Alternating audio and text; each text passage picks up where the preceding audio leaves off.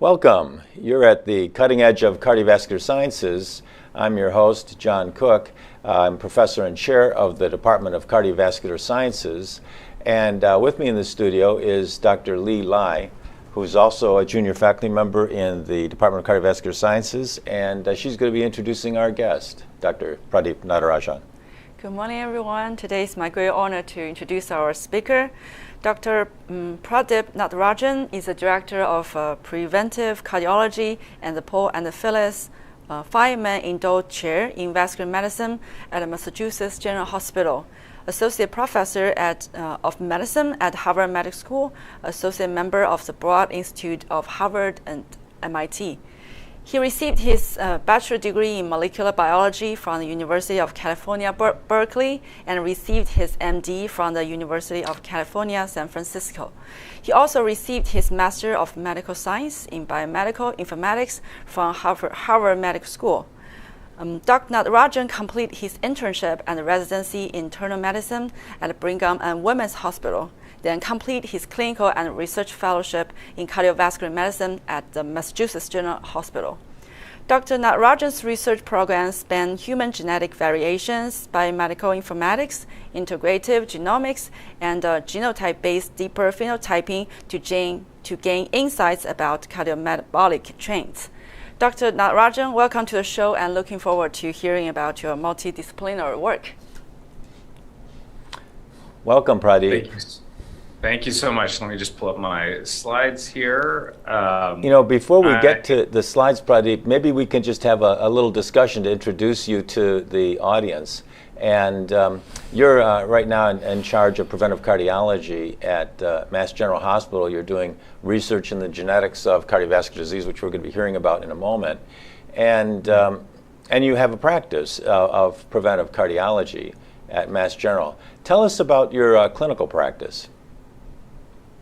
Great. It's wonderful to be with you folks, and I love this educational forum that you have here. My clinical practice, as you said, is in preventive cardiology. So we have a group of about 8 to 10 clinicians, or MDs, and then also research nurses, exercise physiologists, dietitians. And preventive cardiology means something slightly different at each institution, but we house cardiac rehabilitation as well as other cardiac rehab related programs, including supervised exercise therapy for peripheral artery disease, and then also longitudinal clinics that are focused on primary prevention as well as secondary prevention centered on atherosclerotic cardiovascular disease, identifying or helping to identify individuals for whom we want to think about pharmacotherapies that often involves risk stratification with biomarkers and imaging. And then often, evaluating our patients who have had premature events or recurrent events, despite guideline-supported medical therapies. Mm-hmm. All of that helps us inform what are the important research questions in this domain. And one particular aspect I'll talk about, especially on risk identification and management, will be using genetics. I also do some clinical cardiovascular genetics, really as it relates to coronary artery disease and lipid disorders. And we have a separate cardiovascular genetics program. And in that program, us cardiologists in that group, we do see patients with genetic counselors. And most of that, as it relates to this domain, is on familial hypercholesterolemia. And we'll focus on a little bit of that too in this talk. Mm-hmm. There's another fellow in your town, Boston, Colin McCrae. I'm sure you're familiar with him. And he has used a multi-omics approach to define different phenotypes of cardiovascular disease. He believes that we are not properly treating cardiovascular disease because we're not properly phenotyping patients. And it sounds like you're ahead of the game. It sounds like you're trying to properly phenotype people and give them personalized therapies. Yeah, I totally agree with Callum, and I'll touch upon this in the talk. We have been focusing on the same 5 traditional cardiovascular disease risk factors for at least a half a century. Now we are able to deeply characterize our patients at a much, much higher depth compared to before. That's, thanks to advances in technologies as well as computation. And the phenotyping, I think, can come in a variety of different flavors. There's a lot of phenotyping that's already being collected by our patients, about our patients from the electronic health records, from their smartphones and from their wearables. So I think there's a lot of opportunities there. On the molecular side, what is at least available at substantial scale now is genetics, but increasingly so all the other downstream molecular features, transcriptomics, metabolomics, proteomics, how all of this stuff will shape together to inform the care of our patients still is actually fairly early days. There has been a hypothesis, especially for complex diseases, that can you like subdivide individuals for a complex disease like coronary artery disease, and if you subdivide, will you be able to identify the best possible therapies? That has not yet borne out for coronary artery disease. That's because I think we're still generating data, but I think that is that's what we hope to get towards. Ultimately, we center preventive cardiology and coronary artery disease largely on risk prediction, and then kind of give the same therapies for everybody at risk. What we'd love to do is kind of move beyond risk prediction to say this is going to be the maximally effective approach to ultimately prevent coronary artery disease, and that would be bespoke and specific to you. And we are on that trajectory, but we're actually still fairly early on that trajectory beyond the traditional modifiable risk factors of treating high blood pressure if it's high, treating abnormal blood glucose if that's elevated, and then addressing risk related to those risk factors.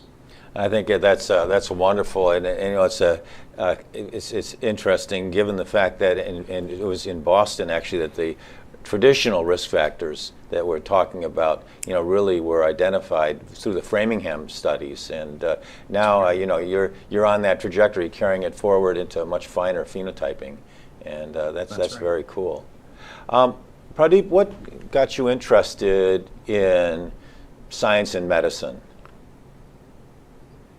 Yeah, I think when we all want to figure out how we're going to contribute to the world, my interest and focus has been on problems that have been around me and visible around me, and that are important to people around me, and then ideally important to the world. Now, coronary artery disease has been, has had this dubious distinction of being the leading killer in the U.S. for at least a century, at least as the epidemiology of cardiovascular diseases have evolved, and it's retained that distinction, with cancer actually increasingly as a close second. But in the world, communicable diseases historically has been the leading killer. However, over the last 2 decades, non-communicable diseases has taken over, and that's principally due to complications of ischemic heart disease. South Asians also are at very high risk for atherosclerotic cardiovascular disease, type 2 diabetes.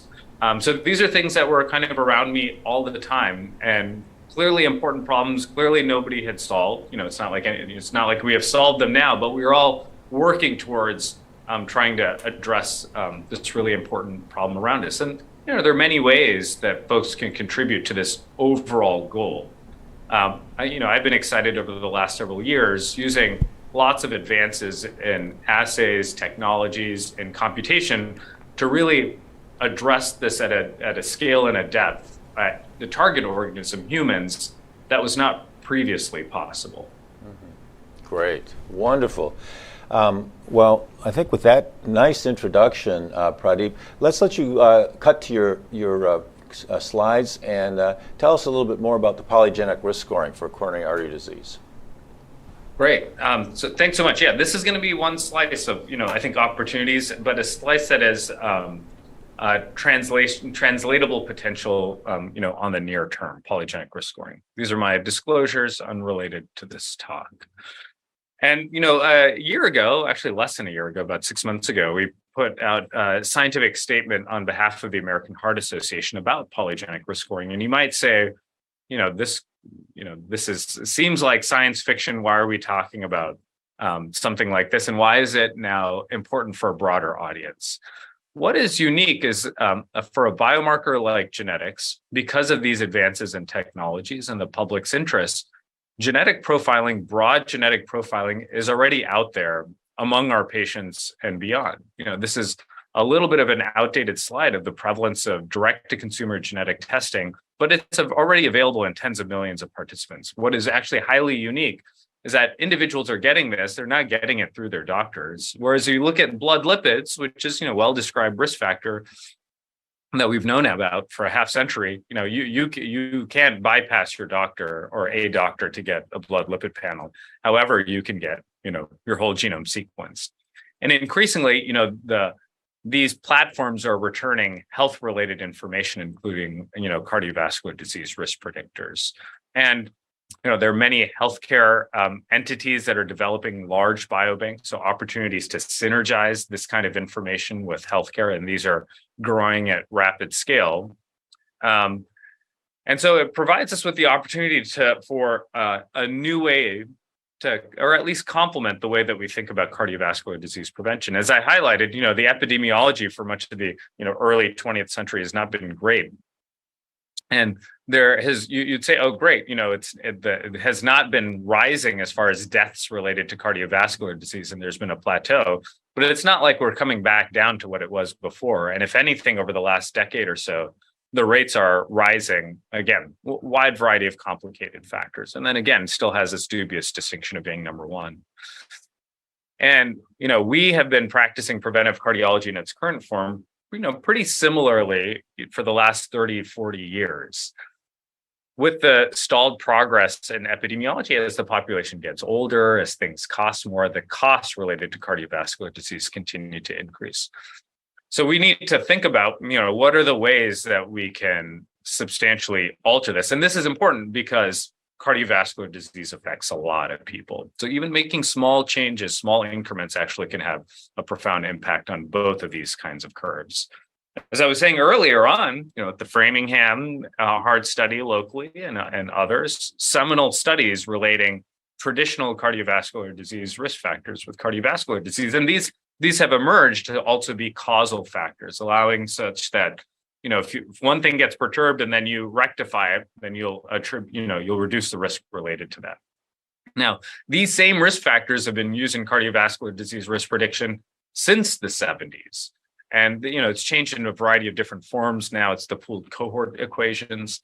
And here's a mathematical exercise. If you look at each of these individual risk factors, and here it's just, in men, but really binned by age, okay? So as people increase, if you're on the older side, so in the 70s, the risk is always estimated to be high, and these are 10-year risks. If you're very young, early middle age, at least here, the risk is always estimated to be very low. And the sweet spot is basically solid middle age for discriminating actionability of who should be on pharmacotherapies. And that's not unreasonable. Most events are happening later in life. Not as many events are happening early in life. However, this approach doesn't allow us to identify the individuals earlier in life that you want to invest resources in to not only prevent premature events, which this approach actually doesn't help us identify, but also prevent later in life events. Now, genetics has been invoked as a way to help identify these individuals early in life.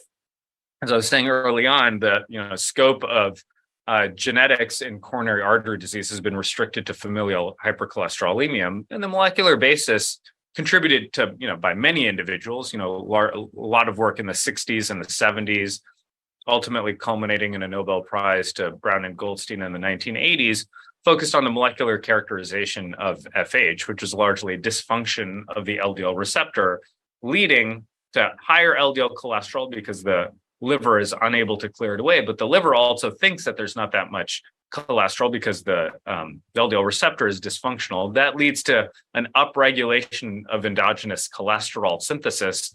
And so the liver is pumping out more cholesterol, cholesterol is not getting cleared, and you get into this vicious cycle. And that is a critical reason why these patients are at risk for premature cardiovascular disease events. And a key contributor, all these observations, and the notion that LDL cholesterol is a causal factor for cardiovascular disease, even among patients that don't have FH. What has emerged about trying to understand the clinical utility of FH has been large-scale human genetic analyses. It's always been controversial about whether you do FH genetic testing because the lipids are readily available, and individuals will generally have very abnormal LDL cholesterol. However, for individuals that have a given amount of LDL cholesterol, if you have an FH mutation as the mechanism to getting there, that substantially discriminates risk going down the road. So one, that's important scientific observation, because this cumulative exposure to LDL cholesterol, one, is not always captured just in cross-sectional, and that cumulative exposure is a critical determinant for future risk for cardiovascular disease. Now, it's obviously unethical today to randomize patients with FH to placebo versus a cholesterol-lowering medicine like a statin. However, in practice, there is heterogeneity in practice on how these patients are managed. So one can go back and say, if individuals with FH got a statin versus not, what is the change in prognosis? And individuals who get a statin who have FH have a substantial reduction in their cardiovascular disease risk. Now you'd say, okay, maybe that's obvious because it's been shown, obviously, with patients without FH, they have lower cardiovascular disease risk if you put them on a statin. But that relative risk reduction for the general population for a statin is about 20 to 25%. Whereas here, it's about 44% reduction, suggesting that individuals with FH particularly benefit from a statin. And again, we want to move to an era where we're not only predicting risk, but individuals who are going to maximally benefit from a pharmacotherapy. Now, obviously, FH is responsible for a minority of our patients that we see who have not had events or at risk for events, and also patients who do have events.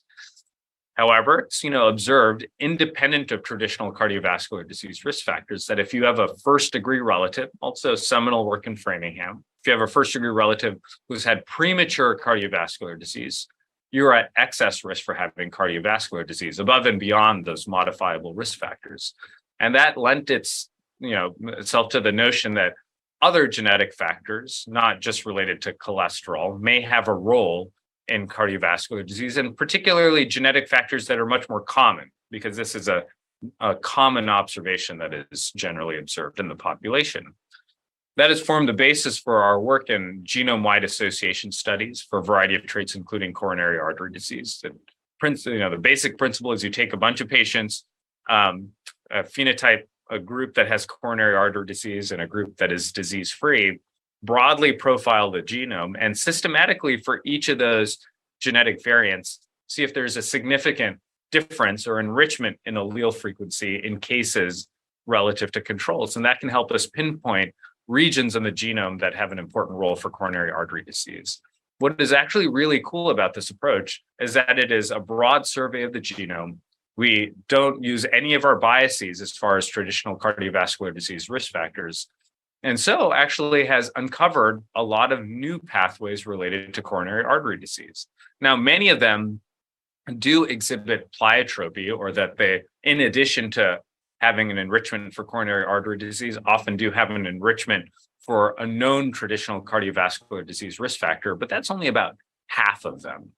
Whereas the other half, we actually have no clue, at least on first pass, how they influence coronary artery disease. And it's a fair amount of work to unpack those mechanisms, but those provide tractable opportunities for new potential therapeutic targets.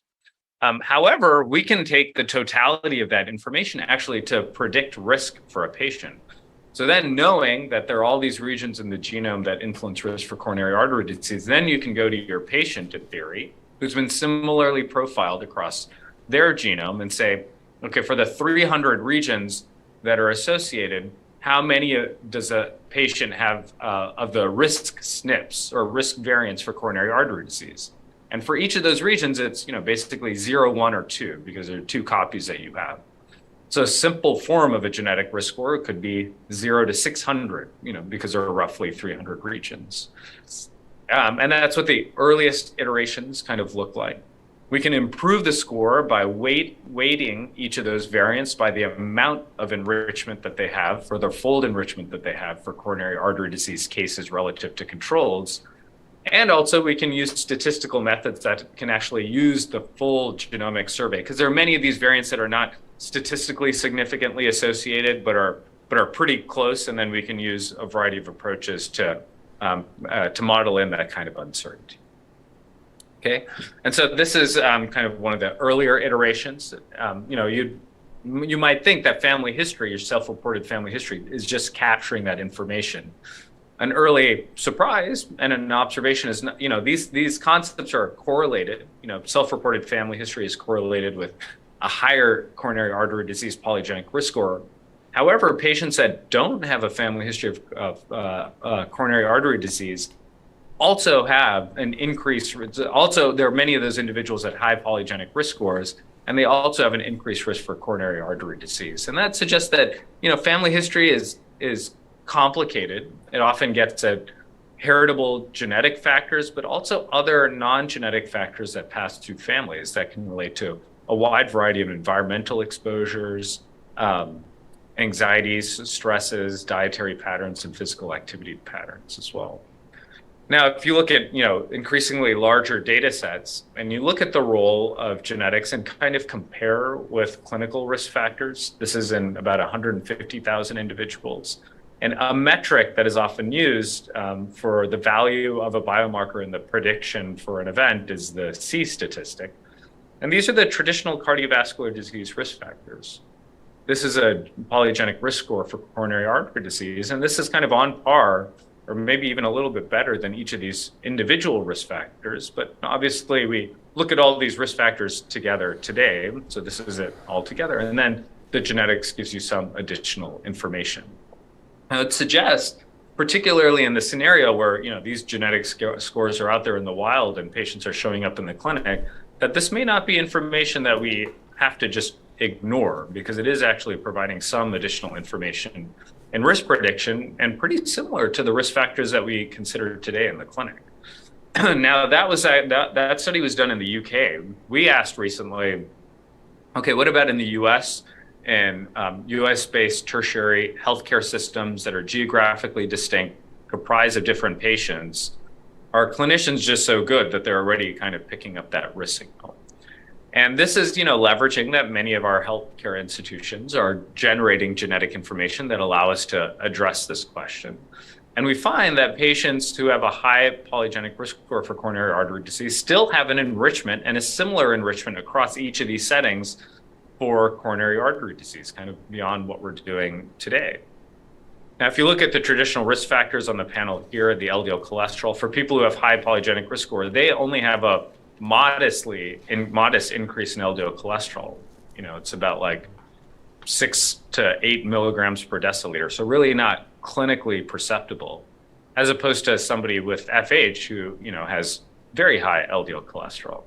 And if you use that 10-year risk calculator, the pooled cohort equations, and look at these statin eligibility categories, the distributions of those scores for who would be statin eligible between individuals who have a high genetic risk versus the rest, the scores are basically the same.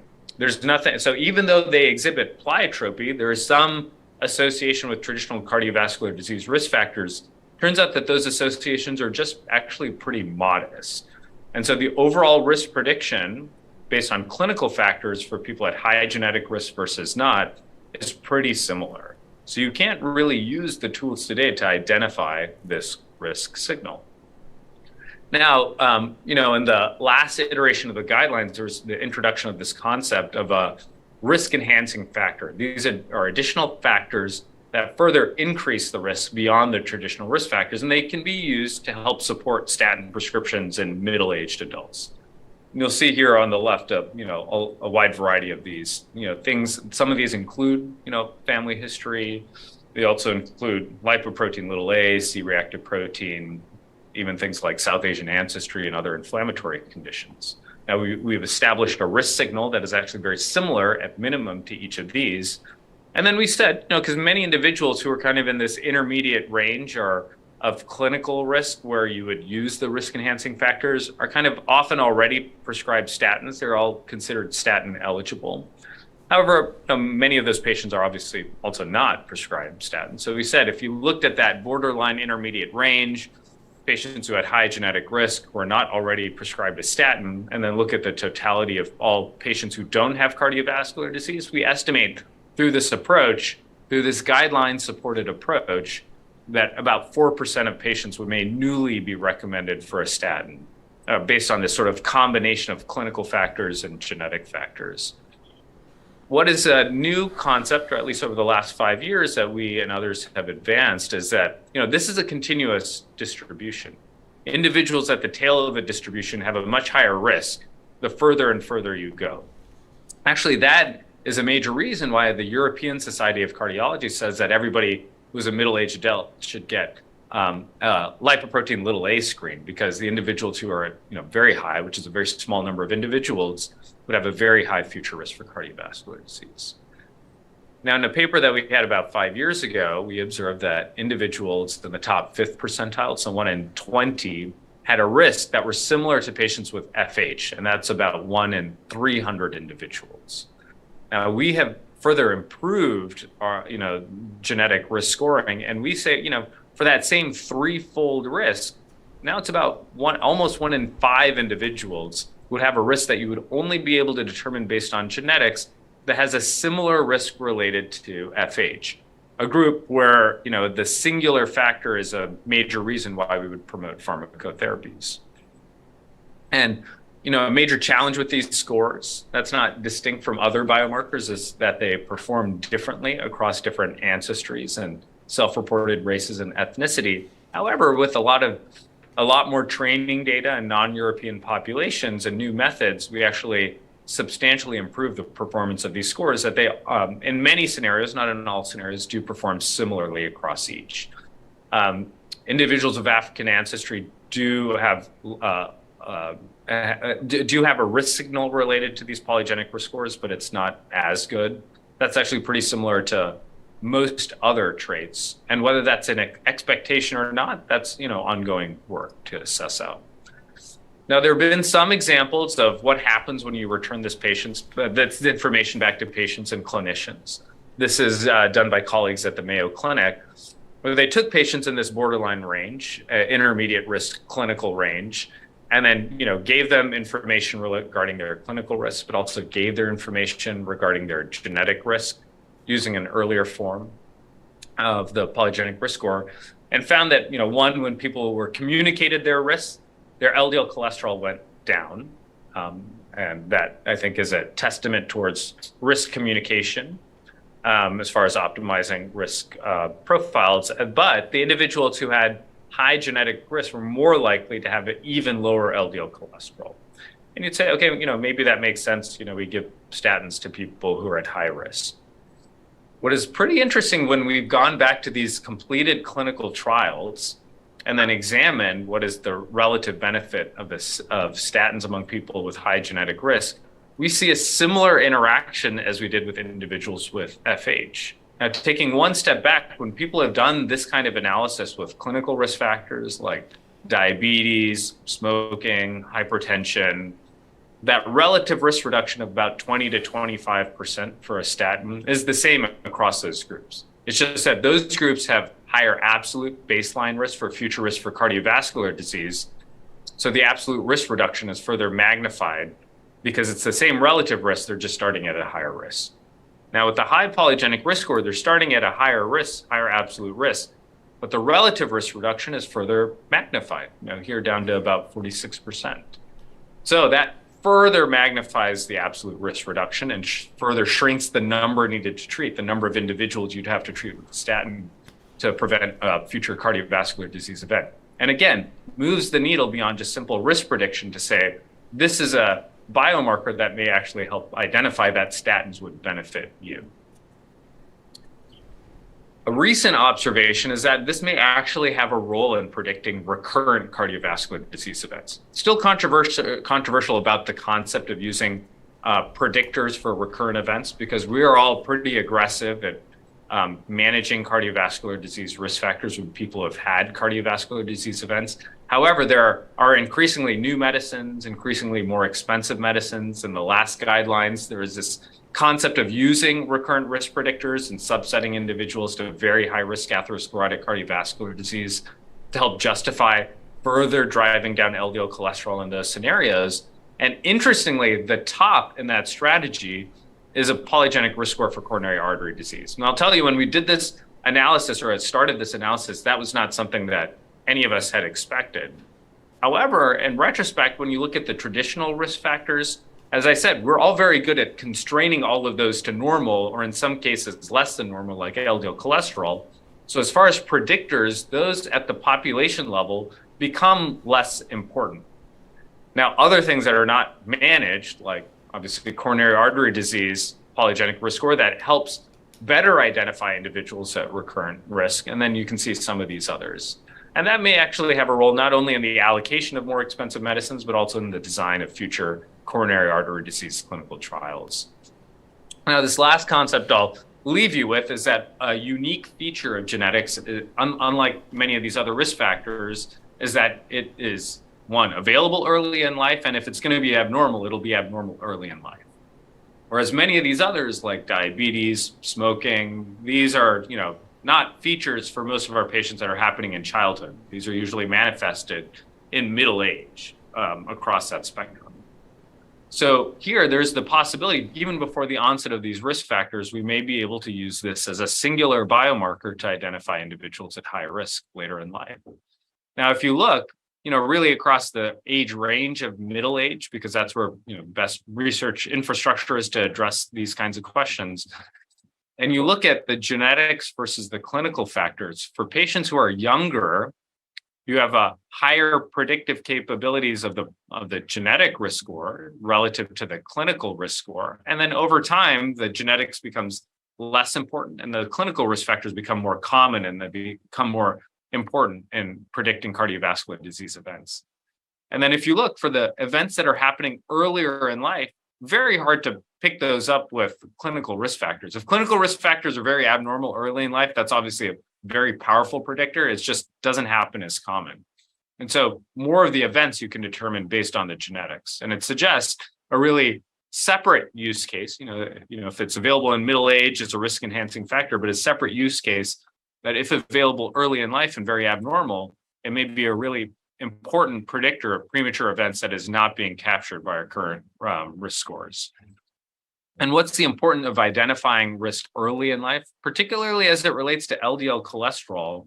When you lower LDL cholesterol, the amount of time that you lower LDL cholesterol further magnifies the benefits related to LDL cholesterol lowering. This is a beautiful study, looking at completed statin clinical trials. And for every year a participant is in the statin clinical trial, the relative risk reduction continues to increase. And you can kind of map this out over time. And the ultimate test of this is based on human genetics. Perturbing LDL cholesterol early in life by just 8 to 10 milligrams per deciliter early in life, and that lifelong, that is similar to substantial lowering at middle age. But understanding the signals early on and having the substantial LDL cholesterol lowering early in life can really help address the attributable risk related to genetics, whether it's FH or polygenic risk score. This is kind of a reprisal of that analysis that we did recently in multi-ethnic populations. Now, as I said, much of the research infrastructure to date has been on middle-aged adults, cohorts designed similarly to the Framingham Heart Study, whereas there are some, this is another NHLBI cohort called Cardia, of patients that were ascertained early in life and have been followed at least for a few decades of their life. And among this cohort in Cardia, there are not as many traditional cardiovascular risk factors that are abnormal. However, when you use the genetics, you can substantially discriminate lifetime. This is not obviously across their whole lifetime, but long-term risk for cardiovascular disease. And for many of these patients, this is all premature cardiovascular disease events that would otherwise be missed. Now, we've started to use this, as you talked about, John, early on about synergizing with clinical practice. We've started to use these scores in the clinic. They are available through research means, but increasingly so, there are also clinical avenues to get polygenic risk scores for our patients. As I said, I've scoped out avenues and drawing parallels to, what do we do today that there can be a responsible use for this. Now, many of the scenarios today is where genetics is already being generated, either by our patients through direct-to-consumer means, and they're coming back with reports, or they're part of healthcare-associated biobanks, and they're often part of research studies, and these reports are being generated back. So they're actually not, and so most of the times, at least in my clinical practice, if I'm seeing that, it is coming through means where I am not actually ordering the test, but then interpreting in the context of the patient and their clinical risk factors. So I'll wrap up here. Unique about polygenic risk scores, only needs to be obtained once, and it's already available for many of our patients. There's a use case as a risk enhancing factor for middle-aged adults that's well aligned with current guidelines. May be used for high recurrent cardiovascular disease risk, and that may help us distinguish how low to target for some patients who have cardiovascular disease, how low to target their LDL cholesterol may be helpful for clinical trials. I'm particularly excited about this as a very early risk signal in identifying our patients early in life, because I think that group we are certainly under treating and really only recognizing once we're kind of far along, and often even using imaging tools to say, okay, let's wait until atherosclerosis has arrived. But there may be patients that we want to do this really early on. And then ultimately, especially for primary prevention, it's all about thinking about actionability and risk communication. And so we are really building the foundational evidence to help with that kind of shared decision making. And all this work is obviously not done in isolation with extended group of collaborators and just highlighting the talented folks that I have the privilege of working with for this kind of work. All right, so I think we have some time for questions. Really of great scientific merit and high clinical relevance. Really enjoyed that talk. We're going to have some questions now, and I just wanted to let the folks at home know that they can go to ask us questions. They can go to two different sources. They can go to pollev.com online. That's pollev.com, and enter DeBakey, and then you can respond to that activity. Or you can join us by text, and just text DeBakey to the number 37607. That's 37607. Text DeBakey and your message, and then you can ask us a question. Well, Pradeep, I'll get started. I got some clinical questions for you. I guess I'm a clinician, and I'm interested in getting a polygenic risk score for my patient.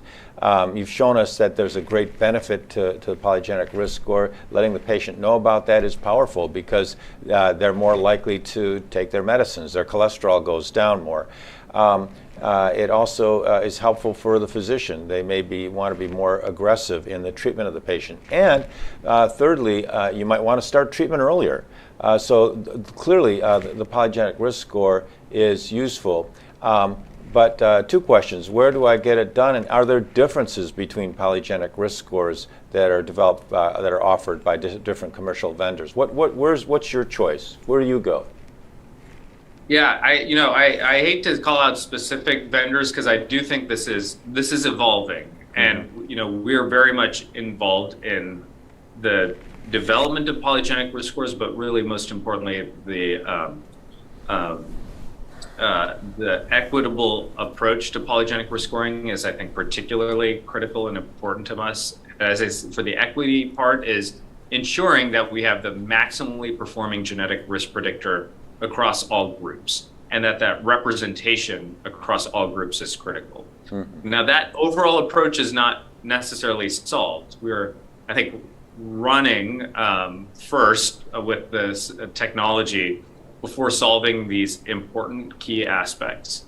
Now, what I mean, just to be a little bit more granular, is that the genetic architecture for coronary artery disease and most traits have largely been well profiled in individuals of European ancestry and relatively less well in individuals of non-European ancestry. That is a major driver for why genetic risk scores perform best uniformly in individuals of European ancestry versus not. That concept of differential performance, as I said earlier, is not specific to genetics, is that there are systemic reasons why that occurs in genetics. And we're working towards its performance. So one, when individuals do report polygenic risk scores today, they also try to identify genetic ancestry, which is a mathematical exercise in mapping often to continental ancestry using reference populations. However, increasingly so in the US, individuals don't cleanly map to continental ancestry, and that concept of continental ancestry is also continuously evolving. And so it doesn't often make sense these days to arbitrarily bin people. And so people are often admixed, so represent a mixture of genetic ancestries as well. And this doesn't mean that they're all like genetically distinct. This represents a very, very small fraction minority of the genome. You look across the human population, we're all like 99.5% genetically similar. This is just the small part of genetic ancestry. However, we leverage these kinds of genetic variation for risk prediction, so they're very important in the synthesis of these polygenic risk scores. So a long-winded way of saying the reporting of this still has some complexities, and that's why it is a little bit of a moving target. And we are working towards trying to figure out how best to report these scores. So there are some companies, and these are kind of Googleable companies. There is, I think, variation in the reporting, and there's variation in the performance. However, the performance overall in many of these platforms are much better than what they used to be, I would say, like even 5 years ago. 5 years ago is a little bit of the Wild West, and you would not always understand. Many of these companies today are often benchmarking their scores, often in publicly available data sets like the UK Biobank, and working on performance in others. So we have a good handle on performance and a good handle on reporting. So I think those that are out there that you can clinically order are reasonable. And ideally, most genetic testing will also provide some additional data on the approach that they've taken as well too. I think it'd be, if the patient was not of European ancestry, I think understanding how that's being represented back to patients is also important to understand. As I said, a lot of our patients get direct-to-consumer genetic testing. Now, there are some FDA-cleared genetic tests that are allowed. Primarily 23andMe has gone through this. And so there are some SNPs as it relates to pharmacogenomics and carrier testing that are suitable. However, the polygenic risk score part today is at least not FDA cleared. There are lots of complexities because these often represents thousands, hundreds of thousands, if not millions of markers. So that FDA part that is direct to consumer is not totally suitable. So if a patient comes to you with this information that is a polygenic risk score from a direct-to-consumer testing company, you can't technically, that is not appropriate to use that on face value as a clinical test. That may kick off a downstream clinical test. But as I said, there are a few of these options. However, I think over 2023, 2024, there will be more options out there as well. Your point about kind of danced around it, but these are kind of the considerations. Your point about the difference in polygenic risk score between different populations, different ethnicities is a really good one. And clinicians have long been aware of certain differences in coronary artery disease between populations. And you alluded to one of those differences earlier in South Asians. The South Asians' coronary artery disease is different. It looks different on an angiogram. And tell us a little bit about that, the difference, and perhaps the genetic basis for it. Yeah, this is obviously near and dear this concept. And it's I think really interesting that South Asian ancestry is called out as a risk enhancing factor. It's interesting because the field of medicine has been trying to take out self-reported race, ethnicity as risk factors, because they often obviously are complicated notions that are marking a wide variety of things, often reflective of non-genetic factors, but may have some genetic factors that are contributing. The major challenge from a public health standpoint is that if you say that it's genetic ancestry, the risk of doing that is you say, okay, it's something necessarily inherent, and it just kind of is a glaring example of the knowledge gap and not really getting at actually what the root issues are. Major challenge to actually examining this is research infrastructure. There are very, very few cohorts relatively of individuals of South Asian ancestry, particularly in the US. Most of this happens when there is globalization or Westernization. This is also happening on the subcontinent as well. But overall, in the world, 1 in 4 individuals is of South Asian ancestry. But if you look at it in the US, for research infrastructure, at least in the traditional epidemiological cohorts, it's only like a few thousand individuals that are kind of in these epidemiological cohorts. Key message of these, genetic studies is, you obviously need representation from a wide variety of individuals to better understand the genetic drivers for cardiovascular disease and if there are any alleles that are uniquely more common among certain groups versus others. And that also transcends obviously to non-genetic studies. So one such approach that the US has been taken to improve representation in these kinds of studies is the All of Us research program. This started from President Obama's Precision Medicine Initiative. This was supposed to be our new Framingham, aiming to get about 1 million individuals that has much better representation from populations that are not really well represented in legacy research studies. And we recently did an analysis comparing the initial phase, about 300,000 individuals that where data is available today. And it pretty closely mirrors the US Census, meaning about 54% of European ancestry, actually a substantial increase in the relative amount of individuals who identify as Black or African American. However, the others, Hispanic Americans, Asian Americans, actually less than the US Census. That includes individuals who are South Asian. So that's an even smaller fraction, even though that is a growing group in the US. So a lot of that research infrastructure is actually based in Boston at the Broad Institute, where I'm at. Now, we have used that infrastructure to now develop a new cohort infrastructure targeting specifically South Asians, because we have this persistent knowledge gap and we need to develop the research infrastructure to address this knowledge gap.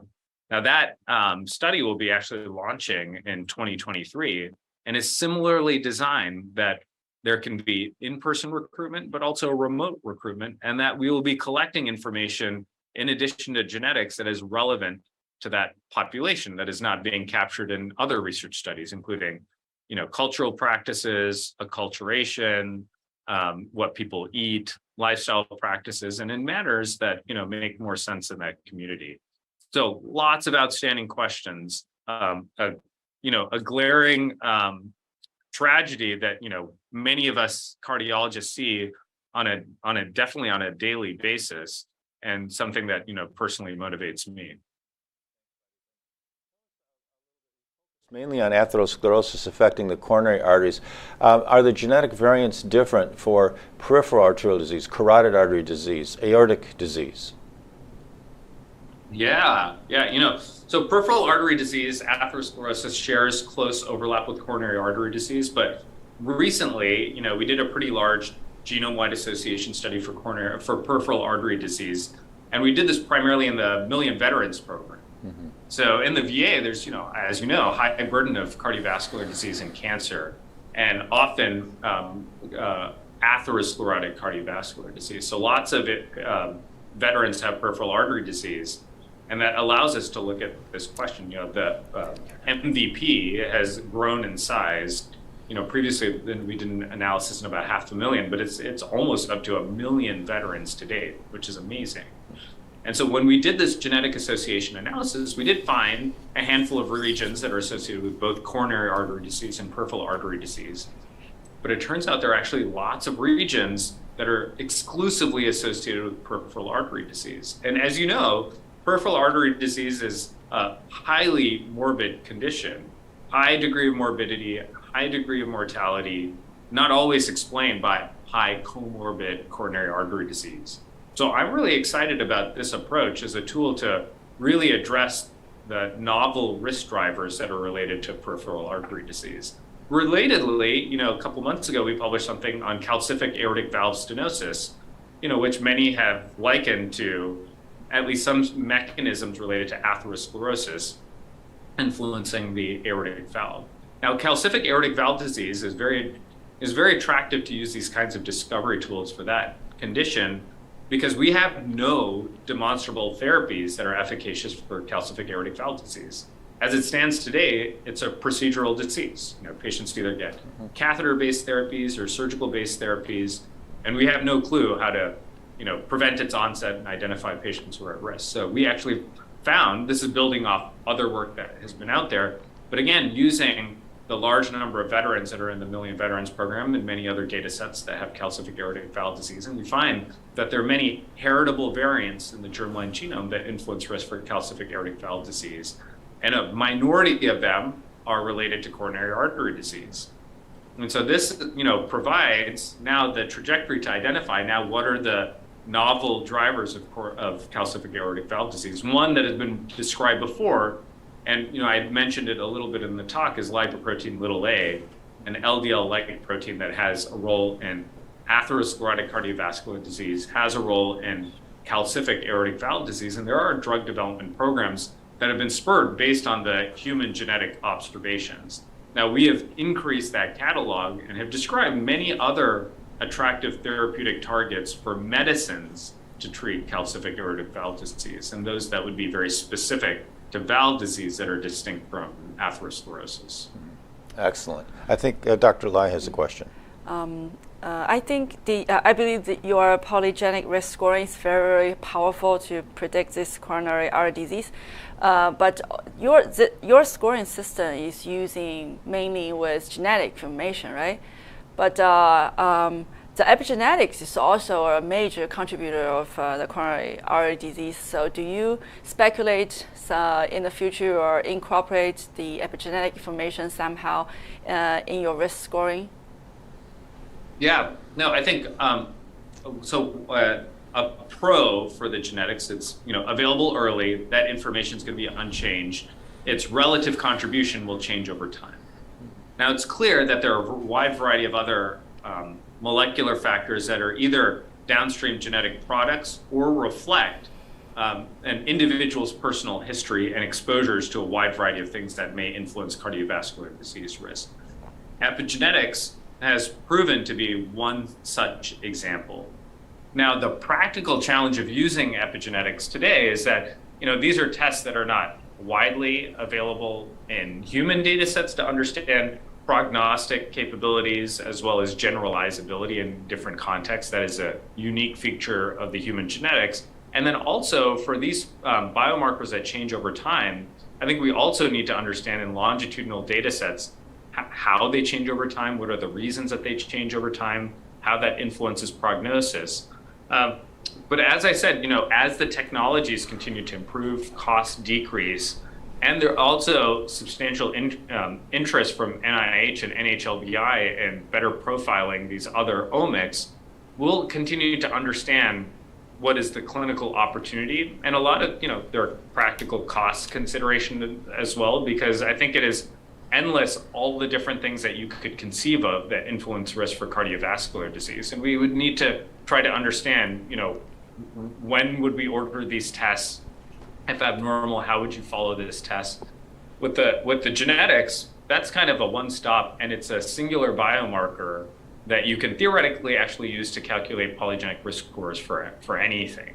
So I think, as the costs go down and the opportunities continue to expand and the use cases are better delineated, this may be information that we just kind of have for everybody. And then we just kind of go back to that information and try to understand how it's useful for that particular patient. But I am excited about the prospect of using these other molecular features because it's key that they are also strong predictors for cardiovascular disease and have complementary opportunities. Pradeep, what you're doing is just amazing and really scientifically of merit and clinically relevant. The polygenic risk score, you've shown us that it can improve the care of patients because you can start treatment earlier, you can start treatment more aggressively, patients are more likely to take their therapy and respond to it. And it also is giving us insight into the mechanisms of coronary artery disease. I do see a problem, however, with it, and it's not a problem of your making. It's really it's a failure of the pharmaceutical industry to be able to keep up with this fast-moving science. I mean, it's just you're segmenting the patient population into finer and finer groups, but we don't have therapies for those specific groups that are specific. We don't have specific therapies. And I don't think the current platforms, small molecule platforms, are going to be able to keep up. But there is a platform that might be able to keep up with your science, and that is RNA therapeutics. And we have a Center for RNA Therapeutics here. And as you well know, RNA therapeutics are a bit like writing software. And you can quickly come up with a construct that might be useful for a particular patient.